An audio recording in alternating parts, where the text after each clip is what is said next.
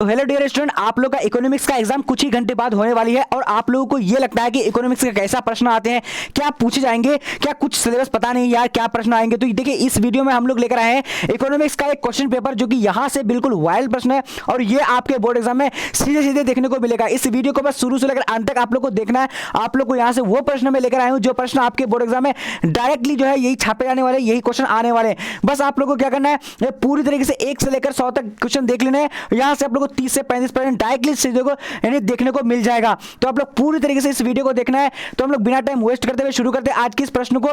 क्या बोल रहे हैं, सबसे पहला प्रश्न, अगर आप लोग को इन सब का आंसर पता है तो आप लोग फटाफट से जवाब देते चलिएगा, ठीक है। तो सबसे पहला यहाँ पर प्रश्न देखिए क्या बोला जा रहा है कि 1 नंबर में विश्व की सभी अवस्थाएं अर्थव्यवस्थाएं कैसी अर्थव्यवस्थाएं है। तो यहाँ पर 1 नंबर का, तो 1 नंबर का सी नंबर का मिश्रित करेक्ट आंसर होगा, ठीक है। चलिए जैसे कि मैं आप लोगों को पॉलिटिकल साइंस का कुछ ही क्वेश्चन पढ़ाया था आप लोगों को और 100 में से कम 35 से 40 प्रश्न पूछा गया था। तो मुझे काफी खुशी हुई थी कि आप लोगों के लिए मैं मतलब इतना कर पाया था। देखिए आज भी मैं उसी तरीके से यानी आप लोग के लिए जो अर्थशास्त्र का यानी इकोनॉमिक्स का भी क्वेश्चन लेकर आया हूं। अब देखिए समष्टि अर्थशास्त्र के अध्ययन का क्षेत्र क्या होता है। तो यहां पर का दूसरा नंबर का, तो दूसरा का डी नंबर का यानी संपूर्ण अर्थव्यवस्था का उत्पादन आय यानी आय की कीमतों पर अस्तर करेक्ट हो जाएगा, ठीक है। चलिए अब यहां पर देखेंगे तीसरा नंबर क्वेश्चन क्या बोला जाएगा कि माइक्रो जिसका अर्थ होता है छोटा, निम्न में से कौन सा शब्द है।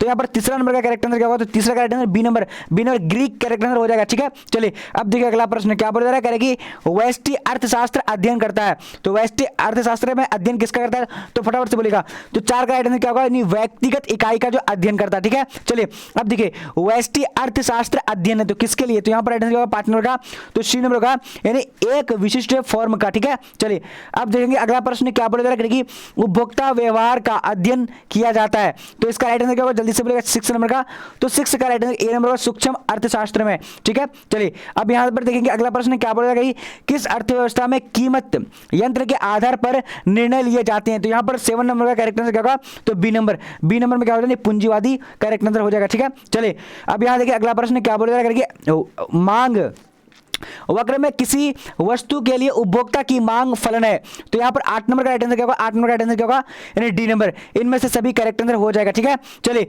अब देखिए अगला प्रश्न, यदि सीमांत उपयोग प्रवृत्ति में यानी एमपीसी ठीक है 0.7 हो तो सीमांत बचत यानी प्रवृत्ति जो होती है एमपीएस यानी क्या प्रवृत्ति है, ठीक है, और यहाँ प्रवृत्ति है, ठीक है। तो यहाँ पर क्या होगा, तो यहाँ पर राइट आंसर क्या होगा 9 नंबर का, तो 9 का राइट आंसर क्या होगा सी नंबर यानी 0.3 करेक्ट आंसर हो जाएगा, ठीक है। चलिए अब देखिए अगला प्रश्न क्या हुआ, यदि मतलब ये ग्रेटर देन है, ठीक है। तो यहाँ पर थोड़ा सा टाइपिंग मिस्टेक हो चुका है। तो गुणांक का न्यूनतम क्या है, गुणांक का न्यूनतम मान क्या होगा।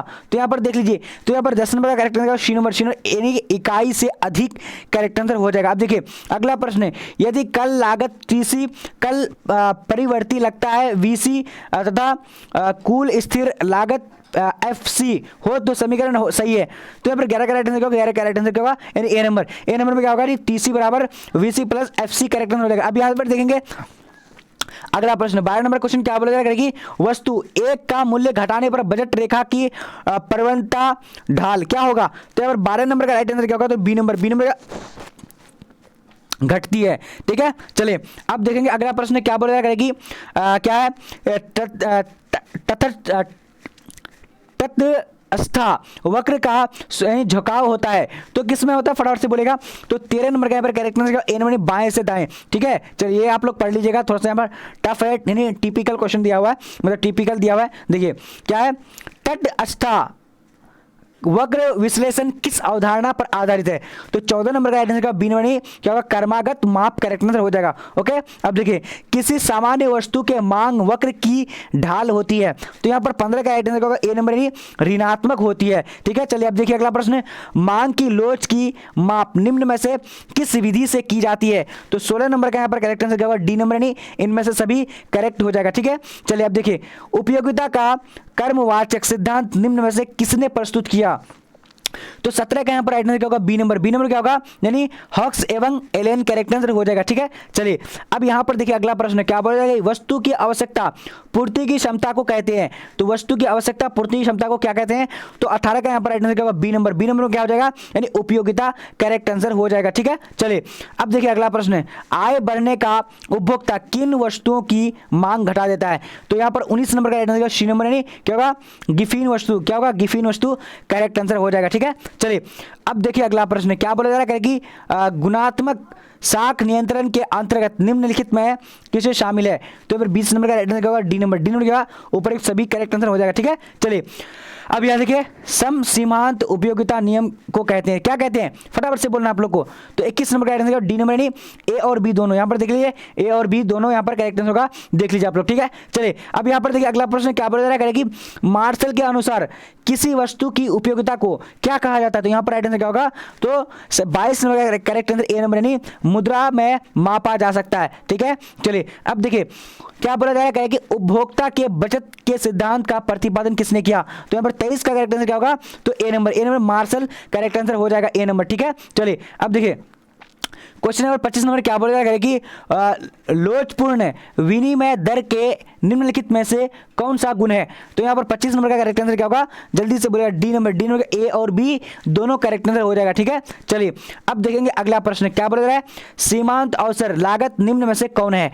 तो यहाँ पर 26 का जो करेक्ट आंसर क्या होगा? जल्दी से बोलना आप लोग को, बी नंबर। बी नंबर में क्या हो जाएगा? नहीं क्या होगा? ए वाई बराबर ए वाई बटे एम यू हो जाएगा। ठीक है, चलिए अब देखिए अगला प्रश्न क्या बोल रहा है कि किस आर्थिक परिस्थितियों में उत्पादन एवं रोजगार के स्तर गिर जाता है? तो 27 का राइट आंसर क्या होगा? B number. बी नंबर क्या हो जाएगा? यानी मंदी करेक्ट आंसर हो जाएगा। ठीक है, अब देखिए अवसर लागत को कहा जाता है। तो अवसर लागत को क्या कहा जाता है? तो 28 का राइट आंसर क्या होगा? सी नंबर, हस्तांतरण आय कहा जाता है। ठीक है, चलिए अब देखेंगे अगला प्रश्न क्या बोल रहा है? कुल लागत यानी टीबीसी यानी कुल परिवर्तनशील लागत में स्थिर लागत। तो यहाँ पर देखिए क्या हो जाएगा इसका करेक्ट आंसर? जल्दी से बोलना आप लोग को। तो 29 का राइट आंसर बी नंबर का। बी नंबर क्या है? यानी टीवीसी बराबर टीएफसी, यानी इसका मतलब होता है यानी कुल परिवर्तन लागत प्लस कुल स्थिर लागत हो जाएगा। ठीक है, चलिए तो यहाँ पर क्या होगा राइट आंसर? यानी हाँ बिल्कुल बी नंबर होगा। ओके, चलिए अब यहाँ देखिए अगला प्रश्न क्या बोलेगा कि परिवर्तनशील अनुपात सिद्धांत उत्पादन के 3 क्या है सोपानों की व्याख्या करता है? उत्पादन के प्रथम सोपान में क्या होता है? तो 30 नंबर का यहाँ पर राइट आंसर क्या होगा? ए नंबर, यानी सीमांत एवं औसत उत्पादन दोनों बढ़ता है। तो राइट आंसर 30 नंबर का ए नंबर हो जाएगा। ठीक है, चलिए अब आगे देखते हैं। आगे क्वेश्चन क्या बोलेगा कि उत्पादन फलन में उत्पादन किसका यानी फलन है? तो यहाँ पर 31 का राइट आंसर क्या होगा? B number. बी नंबर क्या होगा? यानी उत्पत्ति के साधनों का। ठीक है, राइट आंसर क्या बी नंबर हो जाएगा। अब देखेंगे अगला प्रश्न क्या बोलेगा? जो वक्र पहले बढ़ता है फिर यानी स्थिर होकर घटता है घटना आरंभ करता है वह कौन सा वक्र कहलाता है? तो 32 का यहाँ पर राइट आंसर क्या होगा? D number. डी नंबर क्या होगा? ये सभी करेक्ट आंसर हो जाएगा। ठीक है, चलिए अब यहाँ पर देखेंगे अगला प्रश्न निम्न में से कौन सा कथन सत्य है? तो यहाँ पर देखिए कौन सा यहाँ कथन सत्य है? तो राइट आंसर डी नंबर का ए सी बराबर A F C plus A B C right answer हो जाएगा। ठीक है, चलिए ये रट लीजिएगा आप लोग। अब देखिए अगला प्रश्न क्या बोला? फॉर्म का लाभ निम्नलिखित में से किस शर्त को पूरा करने पर अधिकतम होगा? तो यहाँ पर 34 का right answer C number A और बी दोनों करेक्ट आंसर हो जाएगा। ठीक है, अब देखिए क्या बोला? अधिमान वक्र अक्ष के मूल के सापेक्ष कैसी रेखा होती है? तो यहां पर 35 का करेक्ट आंसर क्या होगा? तो ए नंबर। ए नंबर में क्या हो जाएगा? यानी उन्नतोदर करेक्ट आंसर ए नंबर हो जाएगा। ठीक है, चलिए अब यहाँ देखिए किस बाजार में उत्पादन अधिक होता है और मूल्य कम होता है? तो 36 का करेक्ट आंसर क्या होगा? C number. सी नंबर क्या है? पूर्ण प्रतियोगिता करेक्ट आंसर हो जाएगा। ठीक है, चलिए अब देखिए एकाधिकृत प्रतियोगिता की धारणा को दिया है। तो यहाँ पर करेक्ट आंसर किसने दिया है? तो 37 करेक्ट आंसर बी नंबर यानी श्रीमती रॉबिन्सन ने दिया है। ठीक है, चलिए अब देखिए किस बाजार में औसत आय सीमांत आय के बराबर होती है? तो 38 करेक्ट आंसर क्या होगा? ए नंबर यानी पूर्ण प्रतियोगिता करेक्ट आंसर हो जाएगा। ठीक है, चलिए अब देखेंगे अगला प्रश्न क्या बोलेगा कि संतुलन कीमत के निर्धारक घटक निम्नलिखित में से कौन सी है? तो यहाँ पर देखिए संतुलन कीमत के निर्धारक घटक कौन सी है? तो यहाँ पर 39 का करेक्ट आंसर सी नंबर का ए और बी दोनों करेक्ट आंसर हो जाएगा। ठीक है, चलिए अब देखिए यहाँ पर एक अधिकार फॉर्म के यानी संतुलन की शर्त नहीं है। तो यहाँ पर राइट आंसर 40 नंबर का। तो 40 का right answer A number. A number में क्या हो जाएगा? औसत आय सीमांत लागत करेक्ट आंसर क्या होगा? ए नंबर 40 का हो जाएगा। ठीक है, चलिए अब देखिए अगला प्रश्न क्या बोला जाएगा? पूर्ति के नियम को निम्नलिखित में से कौन सा फलन प्रदर्शित करता है? तो यहाँ पर 41 का करेक्ट आंसर क्या होगा? ए नंबर नहीं क्या होगा? एस बराबर P whole into P F whole into F हो जाएगा, पी हो जाएगा, ठीक है। चलिए ए नंबर। अब देखिए अगला प्रश्न क्या बोला जाएगा कि एक अधिकारी प्रतियोगिता प्रतियोगिता की निम्नलिखित में से कौन सी विशेषता है? तो एक अधिकारी प्रतियोगिता की निम्नलिखित में से कौन सी विशेषता है? तो 42 का राइट आंसर डी नंबर नहीं, उपयुक्त सभी करेक्ट आंसर हो जाएगा, ठीक है। चलिए अब यहाँ देखिए क्या बोला जाएगा कि विशुद्ध प्रतियोगिता का निम्नलिखित में से कौन सा लक्षण है? तो यहाँ पर 43 का करेक्ट आंसर क्या होगा, जल्दी से बोलने आप लोग को, तो डी नंबर होगा नहीं, उपयुक्त सभी करेक्ट आंसर हो जाएगा, ठीक है। चलिए अब देखिए क्या बोला जाएगा कि वस्तु की कीमत एवं मांग के बीच प्रतिलोम पाया जाता है। तो यहाँ क्या होगा करेक्ट आंसर, जल्दी से बोलना आप लोग को, तो 44 करेक्ट आंसर सी नंबर का। क्या होगा, एक अधिकार एवं एक अधिकारी प्रतियोगिता दोनों में होती है, ठीक है। चलिए आप देखिए अगला प्रश्न, समरूप उत्पाद यानी विशेषता है, तो किसका विशेषता है? तो यहाँ पर 45 का राइट आंसर क्या होगा, ए नंबर। ए नंबर क्या होगा, केवल पूर्ण प्रतियोगिता राइट आंसर हो जाएगा, ठीक है। चलिए अब देखिए अगला प्रश्न क्या बोला जाएगा कि यदि पूर्ति की मात्रा और मांग की मात्रा हो तो Q ग्रेटर देन 0 क्या प्रदर्शित यानी क्या दर्शाएगा? तो यहाँ पर राइट आंसर क्या होगा, फटाफट से बोलेगा, तो 46 का करेक्ट आंसर सी नंबर नहीं, संतुलन करेक्ट आंसर हो जाएगा, ओके। चलिए अब यहाँ पर देखें अगला प्रश्न क्या बोला जा रहा है, फटाफट से देखना आप लोगों को। कह रहा है कि पूर्णतः बलोचदार मांग वक्र की कीमत मांग की लोच क्या होगी?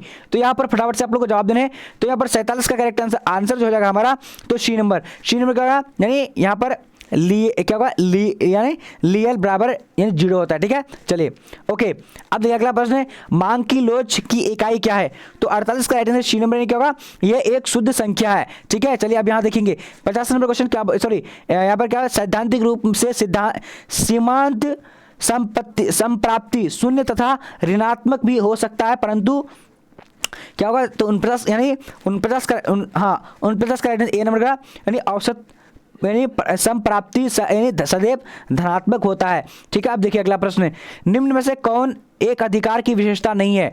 तो 50 नंबर का राइट आंसर ए नंबर नहीं, एक क्रेता और अधिक विक्रेता करेक्ट आंसर हो जाएगा, ठीक है। चलिए अब यहाँ देखिए एक अधिकारी प्रतियोगिता में क्या होती है, 51 का जल्दी से देखना आप लोग को, ए नंबर का, यानी विभेदीकृत उत्पाद बेचने वाली कुछ यानी फर्म होती है, ठीक है। अब देखिए अगला प्रश्न क्या बोला जाएगा कि केंद्र सरकार द्वारा प्रदत्त ऋणों की वसूली क्या है?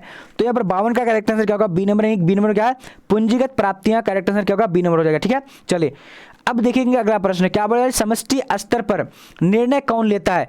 तो यहाँ पर राइट आंसर 53 का राइट आंसर सी नंबर का राज्य करेक्ट आंसर हो जाएगा, ठीक है। चलिए अब देखिए अगला प्रश्न क्या बोला जाएगा कि चक्रीय प्रवाह में निम्न में से कौन सा प्रकार है?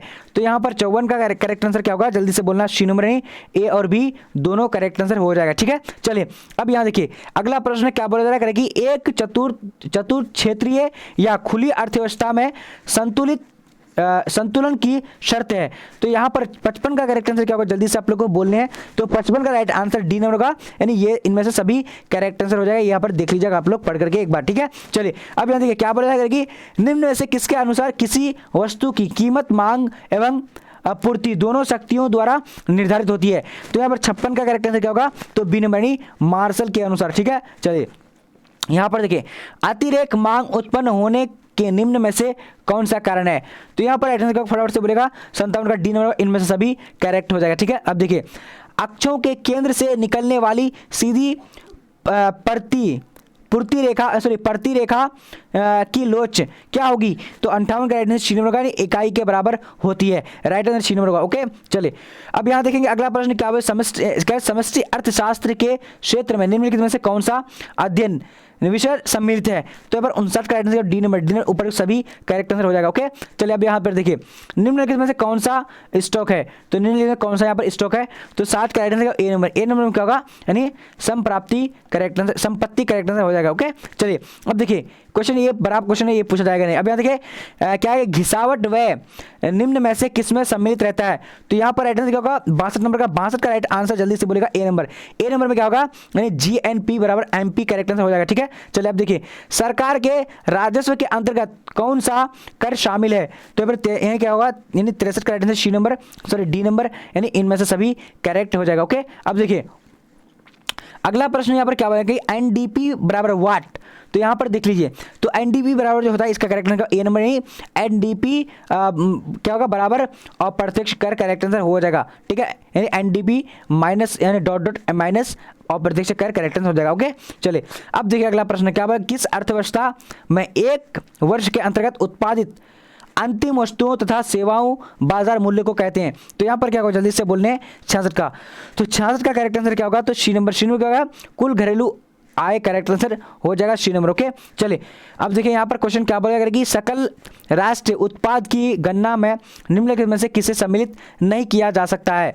तो यहाँ पर राइट आंसर क्या होगा जल्दी से बोलेगा, तो इसका right answer C number A और बी दोनों करेक्ट आंसर हो जाएगा। ओके चलिए अब देखिए अर्धनिर्मित वस्तुएं क्या कहलाती है, तो 68 का राइट आंसर क्या होगा बी नंबर यानी मध्यवर्ती वस्तुएं कहलाती है, राइट आंसर बी नंबर हो जाएगा। ठीक है चलिए अब देखिए क्या बोला जा रहा है कि बैंक के कुल जमा का वह अंश जो बैंक यानी जमाकर्ताओं का को देने के लिए नगद यानी रखता क्या कहलाता है, तो फटाफट से आप लोग को बोलने हैं, तो ना राइट आंसर क्या होगा यानी सर्वाधिक यानी तरलता अनुपात करेक्ट आंसर हो जाएगा। ठीक है चलिए अब देखिए क्या बोला गया, सट्टा के उद्देश्यों से मांग की किस पर निर्भर करती है, तो मांग जो किस पर निर्भर करती है, किसके अनुसार, सट्टा के उद्देश्य के अनुसार। तो 70 का राइट आंसर सी नंबर यानी बाजार यानी क्या होगा बाजार ब्याज दर। ठीक है यहाँ देखिए अर्थव्यवस्था में उत्पादित सभी अंतिम वस्तु तथा सेवाओं का सामान्य मापदंड है, तो क्या है, तो यहाँ पर राइट आंसर 71 का राइट आंसर क्या होगा यानी मुद्रा रुपया करेक्ट आंसर होगा। ओके चलिए निम्न में से कौन बोधक साख नियंत्रण की विधि नहीं है, तो बोधक साख की नियंत्रण विधि की विधि कौन सी नहीं है, तो 72 का राइट आंसर क्या श्रीमणी बैंक दर करेक्ट आंसर हो जाएगा। ओके चलिए अब देखेंगे अगला प्रश्न क्या बोल रहा है, निम्नलिखित में से कौन सा साख नियंत्रण का यानी परिणाम क्या परिणात्मक उपाय नहीं है, तो यहाँ पर हमारा करेक्ट आंसर क्या होगा जल्दी से बोलना है, सी नंबर क्या होगा, सी नंबर में नैतिक दबाव करेक्ट आंसर हो जाएगा। ओके चलिए अब देखिए अगला प्रश्न क्या होगा, किसने कहा मुद्रा ही धुरी है जिसके चारों ओर समस्त अर्थ विज्ञान चक्कर काटता है, तो यहाँ पर 74 का डी नंबर नहीं, मार्शल का ये कहावत है। ठीक है चलिए क्या बोला 72 नंबर कह रहा है कि मौद्रिक नीति के प्रमुख उद्देश्य हैं, तो यहाँ पर राइट आंसर क्या होगा डी नंबर, इनमें से सभी करेक्ट आंसर हो जाएगा। ओके अब देखिए भारत में 1 रुपये का नोट जारी करता है, तो कौन करता है, तो यहाँ पर राइट आंसर क्या होगा 76 नंबर का, तो 76 का राइट आंसर क्या होगा यानी भारतीय रिजर्व बैंक जारी करता है। ठीक है यहाँ पर 76 का करेक्ट आंसर क्या होगा यानी ए नंबर होगा। ठीक है चलिए अब देखिए अगला प्रश्न क्या बोले, देखिए यहाँ पर कौन सा यानी आंसर करेक्ट होगा। ठीक है तो यहाँ पर ए नंबर। ओके देखिए क्या बोला जा रहा है, चलिए साख नियंत्रण से तात्पर्य बैंकों की उस शक्ति से है जिसके द्वारा वे क्या होगा 77 का राइट आंसर बी नंबर का यानी गौण जमाव का अस्तर करते हैं, विस्तार करते हैं। ठीक है चलिए अब देखेंगे 78 नंबर क्वेश्चन क्या बोले जा रहा है, कह कि भारत में कौन सा बैंक साख सृजन करता है, तो 78 का राइट आंसर क्या होगा, तो बी नंबर व्यावसायिक बैंक करेक्ट आंसर हो जाएगा। ठीक है चलिए अब देखिए अगला प्रश्न, किस वर्ष भारत में 14 बड़े अनुसूचित व्यावसायिक बैंकों का राष्ट्रीयकरण किया गया था, तो यहाँ पर राइट आंसर क्या होगा फटाफट से बोलेगा, तो राइट आंसर सी नंबर 1969 को किया गया था। ठीक है चलिए अब देखिए व्यापारिक बैंकों के प्राथमिक कार्य निम्नलिखित में से कौन से है, तो 80 का राइट आंसर क्या होगा डी नंबर के ऊपर सभी करेक्ट आंसर हो जाएगा। ओके अब देखिए अगला प्रश्न क्या बोला जाएगा कि व्यापारिक बैंकों के गौण कार्य के अंतर्गत निम्नलिखित में से किसे शामिल किया जाता है, तो यहाँ पर राइट आंसर 81 का राइट आंसर सी नंबर का यानी सामाजिक कार्य को शामिल किया जाता है। अब देखिए अगला प्रश्न सेंट्रल बैंक ऑफ इंडिया क्या है, तो 82 का राइट आंसर ए नंबर नहीं व्यापारिक केंद्र है। ठीक है ये सेंट्रल बैंक ऑफ इंडिया क्या है, तो व्यापारिक केंद्र है। ठीक है चलिए अब देखिए अगला प्रश्न क्या बोला जा रहा है, 82 का राइट आंसर क्या होगा जल्दी से आप लोग को बताने हैं, तो 1 मिनट 82 का राइट आंसर हो जाएगा।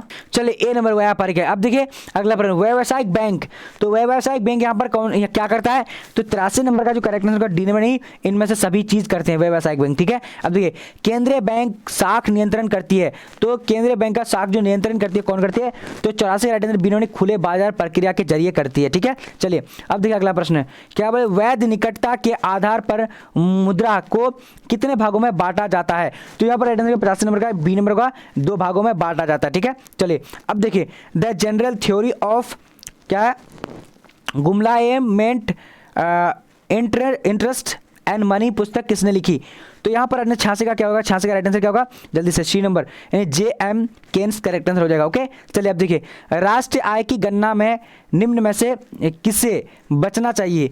तो यहाँ पर राइट आंसर क्या होगा? सी नंबर, यानी क्या होगा? दोहरी गणना करेक्ट आंसर हो जाएगा। ठीक है, चलिए अब देखिए अगला प्रश्न क्या है, बाजार का यानी नियम प्रस्तुत किया, तो किसने किया? तो 88 का राइट आंसर क्या होगा? B number. बी नंबर क्या होगा? जेबी सेन ने किया था, जेबी सेन ने किया था। ठीक है, चलिए अब देखिए अगला प्रश्न क्या बोलेगा? व्यापार शेष के अंतर्गत निम्न में से कौन सी मदें शामिल होती है? तो यहाँ पर राइट आंसर क्या होगा? यानी बी नंबर। बी नंबर क्या होगा? दृश्य मदें। क्या होगा? दृश्य मदें करेक्ट, याद नहीं मदें है। ठीक है, तो राइट आंसर क्या होगा? B number. ओके, चलिए 90 नंबर, पूंजी खाते के अंतर्गत निम्नलिखित में से किसे शामिल किया जाता है? तो 90 का राइट आंसर डी नंबर, नहीं ऊपर सभी करेक्ट आंसर हो जाएगा। ओके, अब अगला देखिए क्या बोलेगा कि निम्नलिखित में से कौन सा कर प्रत्यक्ष कर है? तो 91 का करेक्ट आंसर क्या होगा? तो बी नंबर, नहीं उपहार कर करेक्ट आंसर हो जाएगा। ठीक है, चलिए अब देखिए निम्न में से कौन सरकार द्वारा उधार लेने के कारणों की और ध्यान आकर्षित करता है? तो यहाँ पर राइट आंसर क्या होगा? यानी क्या होगा? 92 का। तो 92 करेक्ट आंसर जो हमारा हो जाता है, जल्दी से बोलना आप लोगों को। चले तो राइट आंसर क्या? ए नंबर। ए नंबर क्या होगा? यानी राजकोषीय घाटा करेक्ट आंसर हो जाएगा। ओके, चलिए अब देखिए अगला प्रश्न क्या बोला जा रहा है? कह रहे हैं कि निम्नलिखित में से कौन सा कर राजस्व है? तो यहाँ पर देखना आप लोग को 93 करेक्ट आंसर ए नंबर का क्या होगा? निर्यात शुल्क का करेक्ट आंसर हो जाएगा। ओके, चलिए अब देखिए निम्नलिखित में से निजी एवं सार्वजनिक क्षेत्र का से अस्तित्व होता है, तो किस पे होता है? तो यहाँ पर 94 का करेक्ट आंसर श्रेणी मिश्रित अर्थव्यवस्था में होता है। ठीक है, देखिए अगला प्रश्न है, ऐसे वे जो साकार के लिए किसी यानी परिसंपत्ति का सृजन नहीं करते हैं कहलाते हैं, क्या कहलाते हैं? तो यहाँ पर 95 का करेक्ट आंसर क्या होगा? ए नंबर, यानी क्या? राजस्व व्यय कहते हैं। ठीक है, देखिए अब अगला देखते हैं निम्नलिखित में से कौन सा यानी सरकार की यानी पूंजीगत व्यय है? तो 96 का राइट आंसर क्या होगा? C number. सी नंबर क्या होगा? यानी क्या होगा? मशीनरी व्यय करेक्ट आंसर हो जाएगा। ओके, चलिए अब देखिए बजट निम्नलिखित में से कौन सा शब्द है? तो यहाँ पर 97 करेक्ट आंसर क्या होगा? C number. सी नंबर क्या? फ्रेंच करेक्ट आंसर हो जाएगा। ओके, चलिए अब देखेंगे 98 नंबर क्या बोलेगा? निम्नलिखित में से कौन अप्रत्यक्ष कर है? तो यहाँ पर राइट आंसर क्या होगा? जल्दी से बोलना। 98 का सी नंबर, यानी कि सी नंबर में उत्पादन शुल्क करेक्ट आंसर हो जाएगा। ओके, चलिए क्या बोले? एक अधिकारी अवस्था में किसी वस्तु का उत्पादन होता है, तो 99 का correct answer C number. C number क्या होगा? सिर्फ एक में। ठीक है, अब देखिए 100 नंबर, विदेशी विनिमय से मांग के प्रमुख स्रोत है, तो 100 नंबर का यहाँ पर करेक्ट आंसर क्या होगा? डी नंबर, इनमें से सभी। देखिए अब मैं आप लोगों को बताने के लिए जा रहा हूँ कि 1000 प्रश्न आप लोग जो है यानी कैसे कैसे लेना है। तो सबसे पहले हम लोग बढ़ते हैं गूगल में। ठीक है, तो देखिए 1000 प्रश्न पढ़ने के लिए आप लोग क्या करना है? गूगल में जाकर के आप लोग टाइप करना है bbphelper.com। जैसे यहाँ पर टाइप हो चुका है, देखिए यहाँ पर है ना टाइप किया हुआ, तो आप लोग को यहाँ पर सर्च कर देना। ठीक है, सर्च कर देंगे। सर्च करने के बाद आप क्या करेंगे? नीचे आते जाएंगे आप लोग। देखिए मैं यहाँ पर नीचे आते जा रहा हूँ, एक सेक्शन मिलेगा आप लोग को। देखिए इकोनॉमिक्स का मिलता है यहाँ पर, इकोनॉमिक्स का यहाँ पर आप लोग को मिल जाता है। ठीक है, तो यहाँ पर आप लोग को किसी यहाँ पर देखिए यहाँ पर ऑब्जेक्टिव मॉडल पेपर है, तो आप लोग क्या करना है? यहाँ पर क्लिक कर देना। ठीक है, तो यहाँ पर जैसे कहीं पर भी क्लिक कर देंगे। ठीक है, तो देखिए यहाँ पर मैं क्लिक कर रहा हूँ, एक बार देख लीजिए आप लोग भी। यहाँ पर मैं क्लिक किया, क्लिक करने के बाद अब यहाँ पर से आप लोग क्या कीजिएगा? ओपन कर लीजिएगा या फिर क्लोज, जो भी करना है कर लीजिएगा। ठीक है, तो मैं यहाँ पर कर ले रहा हूँ। ओके, चलिए अब देखिए यहाँ पर आगे आपका यहाँ पर देखिए 1000 क्वेश्चन आ जाएगा। देखिए यहाँ पर एक मॉडल पेपर है, दूसरा मॉडल पेपर, तीसरा है, तो इसी तरह का मॉडल पेपर यानी 10 मॉडल पेपर आप लोग को यहाँ पर यानी मिल जाएगा। ठीक है, तो 10 मॉडल पेपर में सारा कंटेंट मिलता है। आप लोग को एक मॉडल पेपर पढ़ना है तो डाउनलोड के बटन में क्लिक करेंगे, उसके बाद यहाँ पर देखेंगे सारा प्रश्न यहाँ से आप लोग पूरी तरीके से पढ़ सकते हैं और यहाँ से अपना तैयारी को इंप्रूव कर सकते हैं। इसी तरह अगर दूसरा मॉडल पेपर पढ़ना है फिर बैक हो जाएंगे, बैक होने के बाद अब यहाँ पर दूसरा मॉडल पेपर क्लिक करेंगे, उसी तरह पढ़ सकते हैं। तो आज का वीडियो इतना, तब तक के लिए जय हिंद जय भारत।